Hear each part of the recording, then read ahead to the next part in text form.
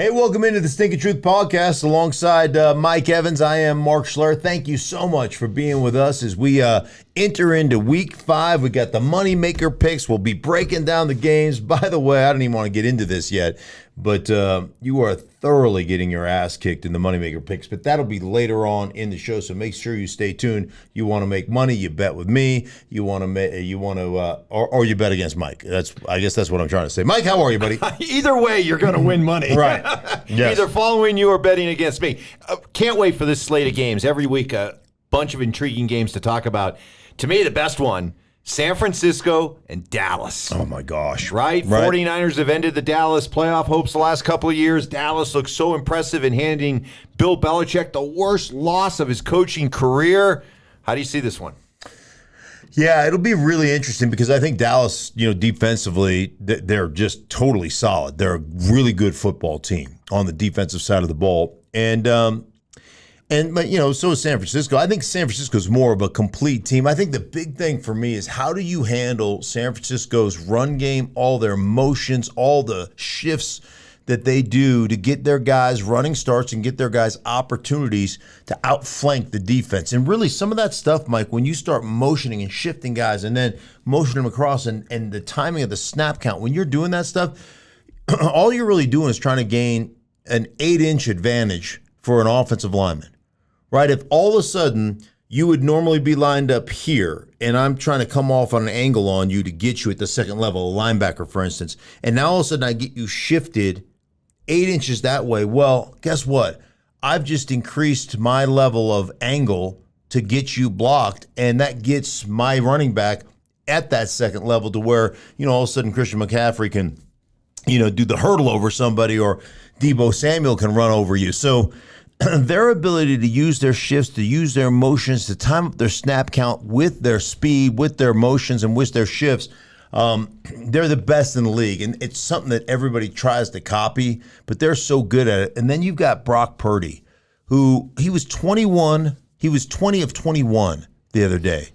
I mean, just incredible efficiency. He's the highest rated quarterback in the National Football League right now on those, whatever those analytic ratings are, QBR or RBQs or BBBQs, which are delicious. Like whatever, your Q is. You're not a big fan of analytics, are you? No, because analytics has never made a tackle. It's never thrown a block. Analytics math has never, I get it. You give me the numbers, but you still have to have guys that have nutsack make decisions. You know what I'm saying? There's no analytics for nutsack, huh? No. I mean, you can send me some numbers without nutsack behind them, but I want to know who the quarterback is on the other side. I want to know what the situation is. I want to, and then I want to know how my team is feeling. How they're going to respond if we don't make it. How will they respond if we do make it? What's the momentum shift? All that kind of stuff. That still has to be made by people with nutsack. So, what you've learned here today: analytics, no nutsack. Decisions by people in charge, nutsack. That's what you need to know. Folks, old man yelling at clouds right here. No. Just guy that's right. So I saw a national article that suggested that Kyle Shanahan and Mike McDaniel are like rewriting what NFL offenses look like. Is it that next level when it comes to what Kyle Shanahan is doing? Or is there a lot of old school elements to what they're doing that just a lot of people maybe don't see, overlook, and thinking that, wow, this is something that the NFL has never seen before? Yeah, I think there's a ton of old school elements in it with a kind of a new school twist, if you will. And I think the big thing is how can we dominate a line of scrimmage without the most dominant players on the line of scrimmage? Now, defensively, I think they just got unbelievable talent up front, with Bosa and all the different guys, Armstead, all the different guys they have. They've got really great talent. And that's great on the defensive side of the ball. I would argue that offensively, like they play really well together, but I would not hesitate to say I don't know that they're the most talented group. But again, that's where coaching comes in. That's where those shifts and those motions and getting a guy on the run and getting with the ball in a little bit more space and setting up the block so that you can circle the defense, so that you can get on the edge of the defense and set those things up. That's where your coaching comes in. That's where all those formations come in. That's where that motion comes in. And then the overall toughness of your football team. Like, that's where they win a lot of their games, because you watch them. I mean, yards after catch, yards after contact.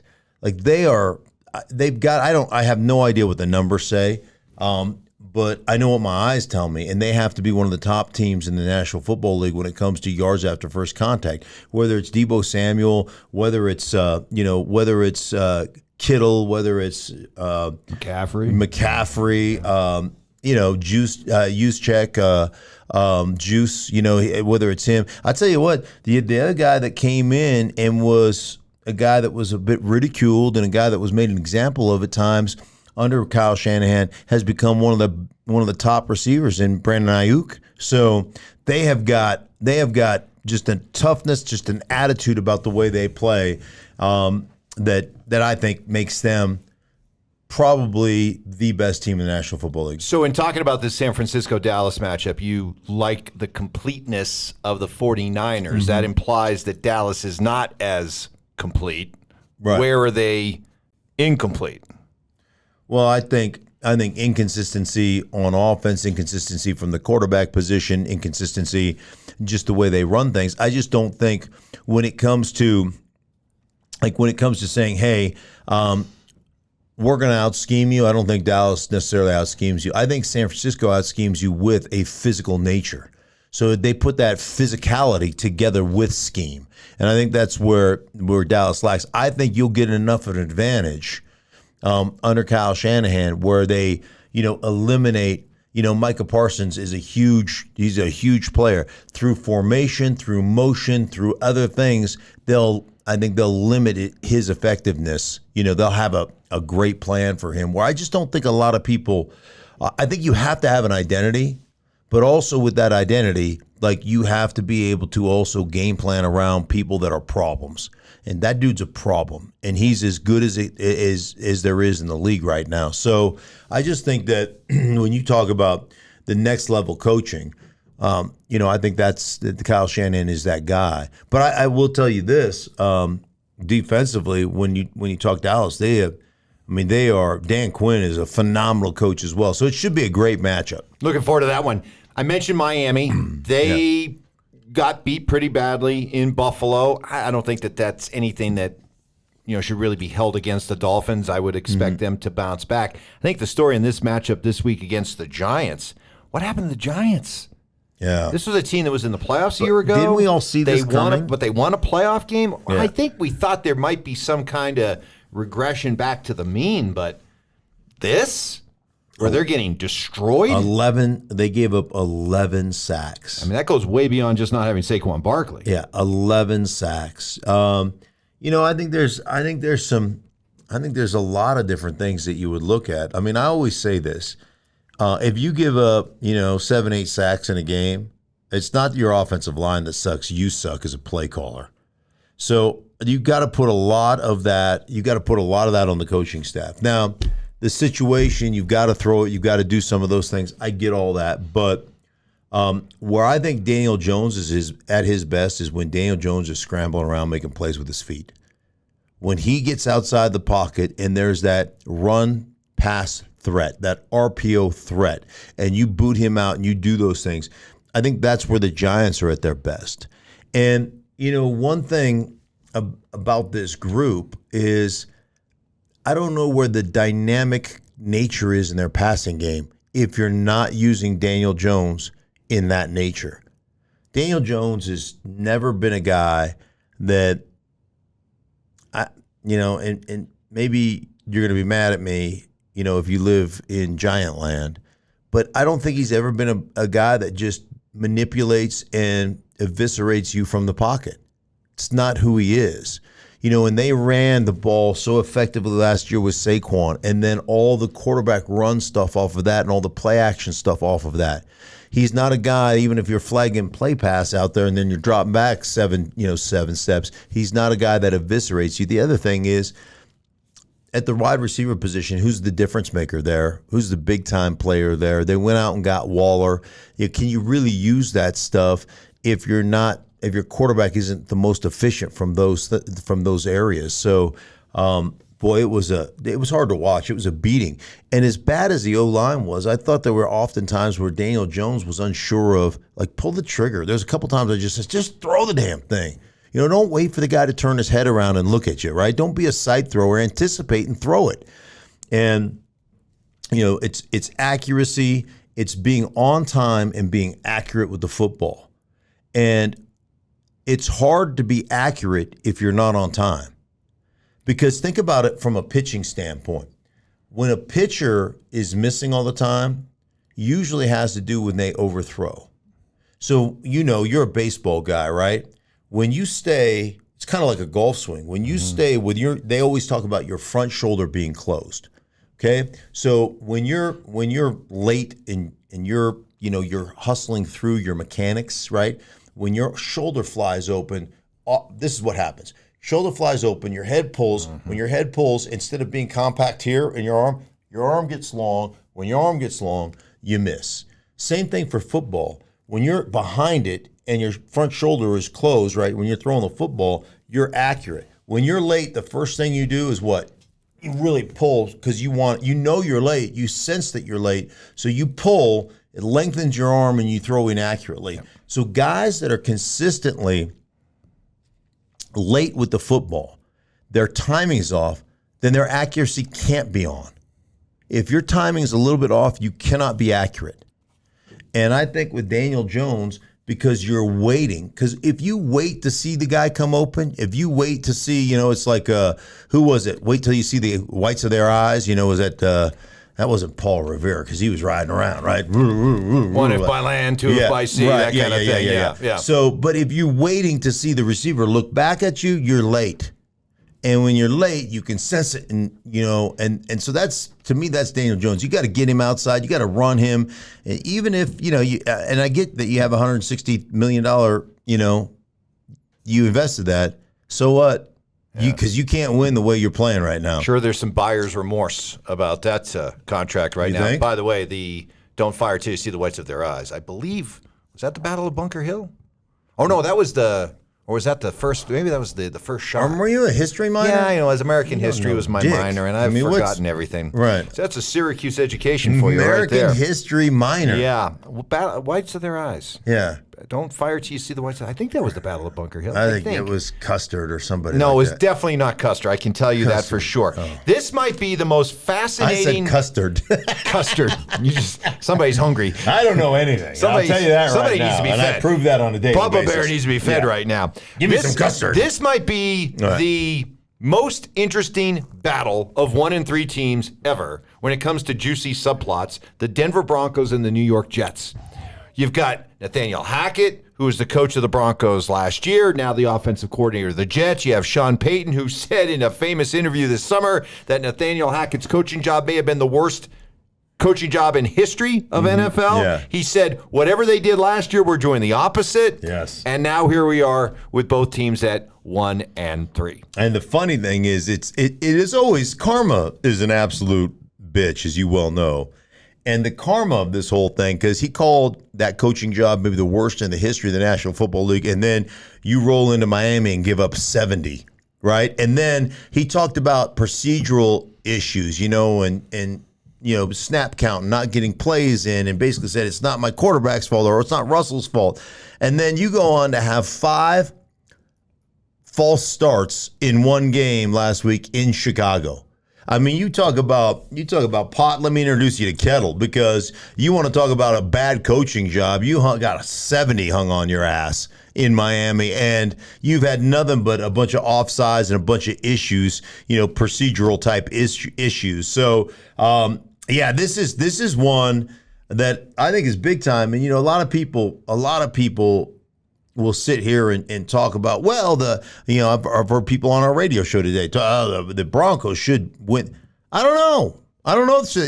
Defensively, they're awful. I mean, you just made Justin Fields, who everybody was talking about, maybe we tank for Caleb Williams or whatever. You just made Justin Fields look like Patrick Mahomes.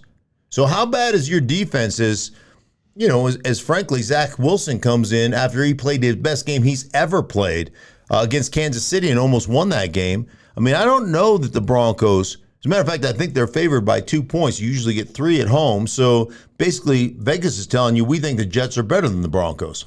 That's what they're telling you. So a lot of juicy subplots. We know that Robert Saleh keeps receipts, So this is an interesting one to me. And I don't know. I mean, the Jets are legit on the defensive side of the ball. If they get any decent quarterbacking from Zach Wilson, good things for the Jets. Speaking of quarterbacking, do we have to look at Russell Wilson differently? This was a guy who was, and rightly so, was crushed for his play, vilified for his cringy comments.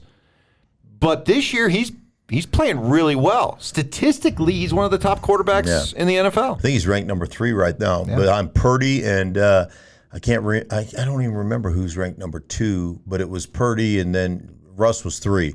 And again, analytics. Who cares? But yeah, he's playing great. Right, how about the eye test? The eye test. Mr. Eye Test guy. guy. The eye test will tell you that he's playing really good football right now. And I think there's a couple of things that, Sean Payton, the head coach of the Broncos, tasked himself with. One, the cringy comments. Called it the more anonymous donors. Like, get off social media. Remember, there was always, they're just getting thumped. They're scoring 8, 12 points, whatever it is. And he's always got a picture of him, like, leaving in his whatever his Rolls Royce for the game, heading to the game, woohoo, and then he's at the game with a suitcase, roller bag, and some Versace, and it's some promo on Instagram. So Sean basically put the kibosh to that, said that's not going to happen anymore. We're going to focus on not being a celebrity, but being a quarterback. And the other thing that we've consistently said about Russ is his inability to throw from the pocket, his inability to manipulate the pocket, how he always wants to escape out the backside, how 30 or 40% of the sacks that were given up over the course of his career in Seattle were credited by the Seahawks to Russ. 30, 35% probably, probably not 40, but about 30 to 35% credited to Russ. And in the last 2 weeks, the Broncos have given up 2 sacks in spite of the fact that they haven't necessarily played great up front, but they've given up 2 sacks because Russ, when he drops back, man, he climbs, he steps up in the pocket. It's pop, pop, pop, pop, and then hitch up, not escape out the back of the pocket. And what escaping out the back of the pocket does for you is if you were going to get sacked, it'd be a 2-yard loss. You'd be in 2nd and 12. Instead, you spin out and you take a 9-yard sack, and now it's 2nd down and 19, and those are the things that crush you as an offensive football team. So there is no question he's operating the offense. He's operating it efficiently. He's completing 67+% of his passes, 9 TDs versus 2 picks. He's playing really good football right now. So at least it looks like on the surface that Russ has been fixed. And, I think that's one of the big tasks that Sean Payton was one of the big tasks that he was tasked with. It's from the Department of Redundancy Department. Yeah. It's one of the big challenges he was tasked with. It was boom. It was his number one. How about that? It was his number one task. It really was. If he had one thing above all others, number one on the to-do list in his first year was to try to fix Russell Wilson. Yeah, it's like Curly. Curly? Yeah. It's all about one thing. Oh, yeah. Then he just dies. Yeah. Great Jack Palance. Oh, my gosh.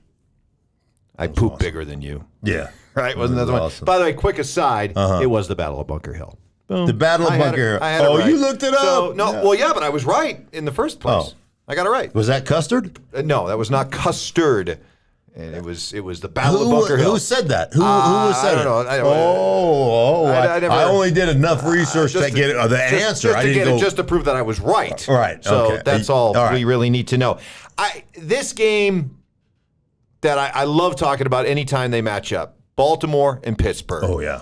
Safe to say that this is the best, maybe the only true rivalry in all of the NFL. When I mean, there are a lot of rivalries that the fans love, but I'm talking about the players themselves who really embrace the animosity, the hatred of the rivalry. Is it Baltimore-Pittsburgh? Is it still Baltimore-Pittsburgh? Yeah, it feels, I don't know how many actual rivalries in the NFL are left.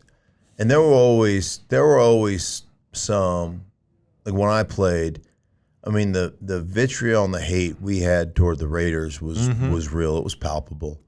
And how about in Washington, when you were in Washington? Hated the Cowboys. Everybody hated the Cowboys, though, so that was not. But, yeah, like the Giants for my first couple of years were our major bugaboo. They had beaten us like 6 years in a row, or 6 games in a row, 3 years in a row, until we swept them in 91.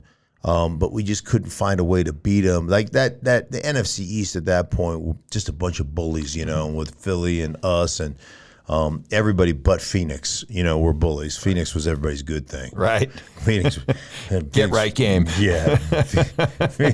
Yeah, Phoenix was. That was the booty call game, huh? Yeah. The one that couldn't say no game, right? Hey, what are you doing? Phoenix was sluts. Yeah. So, with that said, but everybody else was, you knew you were going to be in a physical battle, but that's this game, man. I mean, remember when Ben Roethlisberger several years ago got his nose broke, his nose was all sideways, and they said, no, nothing to see here, nothing happened, and it's all like crooked and stuff. They really don't like each other. And it'll be interesting because Pittsburgh right now is reeling. Yeah. I mean, remember, Mike Tomlin's never had a losing season. What is he, 15, 16 years there now? Never had a losing season. So right now they look like they're on pace to have a losing season. They got beat down by Houston the other day, who, by the way, is playing awesome football. And we will do a breakdown. I have Houston, Atlanta this week, and we won't do that here in this show, but we'll do the Leftovers podcast, just basically what I learned studying those two teams and all that kind of stuff. But I will tell you, Houston is flying around. They're playing really good football on both sides of the ball. They had like all 5 starting offensive linemen missed last week and still didn't give a sack. They haven't given up a sack in 2 weeks. They had their backups against Highsmith and against T.J. Watt and didn't give up a sack. And C.J. Stroud is like, that dude is playing his butt off. Are you ready now to call him a hit this early in his rookie season? Is he a surefire hit? On time with the football, accurate with the football, and knows exactly, from a schematic standpoint, knows exactly where he wants to go with the football. And, Mike, I'm talking about, dropping 5-step drop, reading the front side, it's not there. Where's my check down? Foom, foom, foom. I mean, on time, gets the ball out of his hands. Yeah, I'm like, that dude looks like by far the best of the rookie class. No question. Okay. Philly and the Rams. Yeah. Philly is starting to look like Philly. Where are you at with the Rams? Have you got your finger on the pulse of what the Rams are right now? I mean, at times they've looked like maybe they could surprise. Yeah. At other times they look like they're kind of in a transition/rebuild phase. Yeah, have you got them figured out yet? No, I don't. And, obviously Cooper Kupp really helps them from a package standpoint because, when they have Cooper Kupp in there, he can play essentially a tight end. And so you're getting lighter personnel groupings. You're getting smaller people. You're getting nickel personnel groupings, but you're running tight end, double tight end plays, 2 tight end plays against it. And Cooper can be on the front side of a run block, a wide stretch handoff. And so when the Rams can effectively control line of scrimmage and run the ball and take pressure off of their quarterback, I think the Rams are really good. When they don't play that way, I think the Rams are very susceptible to getting bludgeoned. And when you play that way offensively, it allows you on a defensive side to do what you do best. Having undersized guys, fast guys, Aaron Donald just wreak havoc against you as a quote-unquote passing team. And so I think the complementary nature for the Rams has got to be there. And when it's not, I think the Rams are exceptionally beatable. And one thing about Philly, man, They are so physical, and they are so good at running the ball. They are so good at using their quarterback. Their quarterback, they just have at all three levels of offense. They've got great players, and the same thing goes for their defensive players. Like, they're just a real complete. They and the 49ers, to me, are the most two, like, legit, complete, physical football teams in the National Football League. Well, we've put it off as long as possible. Time to get to our moneymaker picks. So, as you know, last week, I let you pick first because that's how we do the game. So here's how the game goes. 1 week I pick first, the next week you pick first. I take 3 games against the spread. You take 3 games against the spread. You can't pick the same teams I pick. That's the game. But you can pick opposite of my pick. So yesterday or last week, I let you pick. I just go, you go ahead and pick. And then being the hot shit that I am, I went exact opposite of you like a real dick. What a dick. I went 2-1, you went 1-2. So as it stands right now, currently, Mark, that would be me, I am 8-3-1. My picks against the spread Impressive. So far. Good start. Mike, that would be you, are 4-8. That's bad. All right. So here are the picks that I went with. Okay. I went with Buffalo -5 against Jacksonville. That is in London. Yep. But Jacksonville stayed in London the whole time. Too many pub crawls, a little bit too much fish and chips.